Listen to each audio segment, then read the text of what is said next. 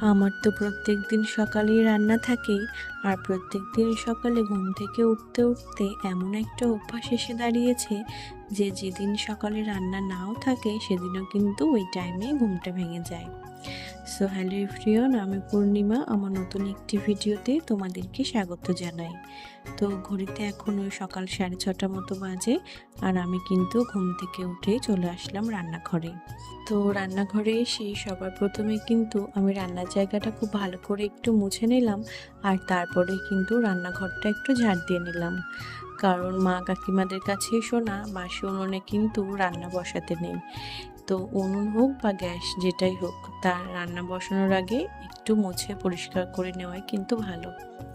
তো দেখো, আমি তো চালটা ধুয়ে সবার প্রথমে ভাতটা বসিয়ে দিয়েছি। আর আজকে সকালে কি কি রান্না করব জানো? আজকে সকালে রান্না করব মোচার ঘন্ট, আর কিন্তু কচুরলতি ভাজা করব। তো মোচাটা তো মা আগের দিন রাতেই কেটে রেখেছিল সকালে রান্না বসাবো বলে। তো আমি কিন্তু মোচাটা একটু খুব ভালো করে ধুয়ে নিয়ে তারপরে কিন্তু মোচাটা একটু সেদ্ধ করতে বসালাম। কারণ একটু সেদ্ধ করে নিলে মোচায় যে একটা কষ ভাব আছে ওটা কিন্তু কেটে যাবে।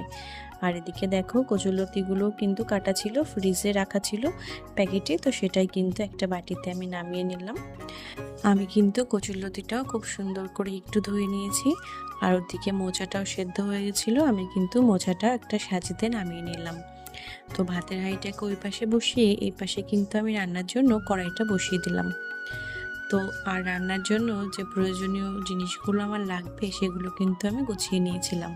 তো সবার প্রথমে কিন্তু আমি কচুরলতিটা ভাজা করতে বসালাম। কারণ কি বলতো, এখনও আমি মোচা রান্নার জন্য মশলাটা রেডি করতে পারিনি। তো তাই জন্য কিন্তু পেঁয়াজ আর লঙ্কা দিয়ে আমি কচুরলতিটাই ভাজা করতে বসালাম। তো ওইদিকে কচুরলতি ভাজা হতে হতে তার মধ্যে কিন্তু আমার মোচা রান্নার জন্য মশলাটাও আমি তৈরি করে নেব। তো যাই হোক, এদিকে তো মশলাটাও করে নিয়েছি, আর কচুরলতি ভাজা হতে হতে না এদিকে দেখো ভাতটাও হয়ে গেছে। তো তাই জন্য কিন্তু আমি ভাতটাও উপর দিয়ে দিলাম। আর এদিকে কিন্তু কচুরলতি ভাজাটাও পুরোপুরি কমপ্লিট হয়ে গেছে। তো তোমরা কে কে কচুরলতি ভাজা খেতে পছন্দ করো আমাকে কিন্তু অবশ্যই জানিও। আমার তো খুবই ভালো লাগে, একটু ঝাল ঝাল করে রান্না করলে অনেক টেস্ট লাগে কিন্তু খেতে। তো যাই হোক, এবারে কিন্তু আমি মোচার তরকারিটা রান্না করব। তো কড়াইতে তো পরিমাণ মতো তেল দিয়ে দিয়েছি। তো ফোড়ন হিসেবে দিয়েছিলাম একটু পাঁচফোড়ন, একটা তেজপাতা আর একটা শুকনো লঙ্কা। তারপরে কিন্তু আমি একটা পেঁয়াজ কেটে রেখেছিলাম, সেই পেঁয়াজটা দিয়ে একটু নাড়িয়ে চাড়িয়ে তারপরে কিন্তু যে আলুগুলো কেটে রেখেছিলাম সেই আলুগুলো দিয়ে দিলাম। তো ওই আলুটাও একটু নাড়িয়ে চাড়িয়ে দেওয়ার পরে রাতে কিন্তু কয়েকটা ছোলা ভেজানো ছিল, তো সেগুলো কিন্তু আমি আলুর সাথে একই সাথে ভাজা করে নেব। আর আলুগুলো না খুব ভালো করে একটু ভাজা করে নেব, তাহলে কিন্তু সেদ্ধ হতে খুব একটা সময় লাগবে না। তো এদিকে তো আলু খুব ভালো করে ভাজা করে নিয়েছি। তো তারপরে যে মশলাটা করে রেখেছিলাম সেই মশলাটা দিয়ে পরিমাণ মতো একটু হলুদ লবণ দিয়ে দিলাম। তো মশলাটাও খুব সুন্দরভাবে কিন্তু আমি কষিয়ে নিয়েছি। তো মশলার থেকে তেল ছেড়ে গেলে তারপরে কিন্তু আমি এখানে মোচাটা দিয়ে দিলাম। তো এবারে কিন্তু মশলার সাথে মোচাটাকে খুব সুন্দরভাবে কিন্তু আমি একটু কষিয়ে নেব। তো যত কিন্তু কষিয়ে নেবে তত কিন্তু এর টেস্টটা ভালো হবে। তো এইদিকে দেখো, আমার মোচার তরকারি রান্না কিন্তু পুরোপুরি কমপ্লিট।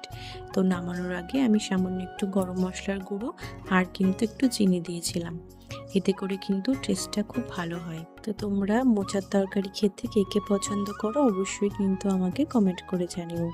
আজকের মতো এই পর্যন্ত। তোমরা সবাই ভালো থেকো। টাটা সবাইকে।